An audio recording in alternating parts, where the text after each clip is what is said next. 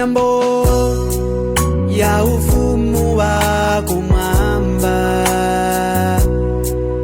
indiuza za nzelu za Kristu yo. Miyambo indichenjeza za moyo ndizachibana sizipindula. Mau amlungu ndiye botawira patu, ntawi zonse adzakhala mtima mwatu. Nzeru yake idzakhala panjira yanga, kuti ndisunge maendedwe olungama.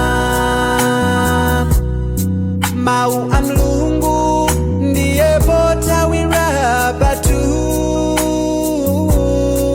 ntawi zonse adzakhala mtima mwatu. Nzeru yake idzakhala panjira yanga, kuti ndisunge maendedwe olungama. Mudzakonda sachibwana kufikira mpaka liti?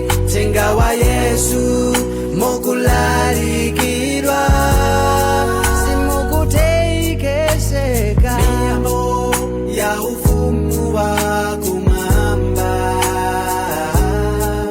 indiuza za nzeru ya Kristu yo.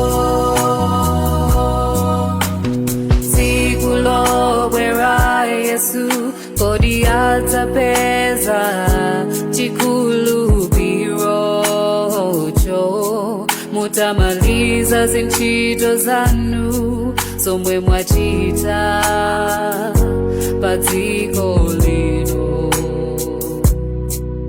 Kodi adzayitana lowani mchikondwerero, kapena dzakukanani?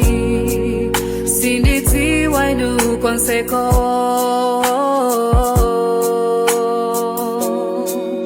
Mudzakonda sachibwana kufikira mpaka liti?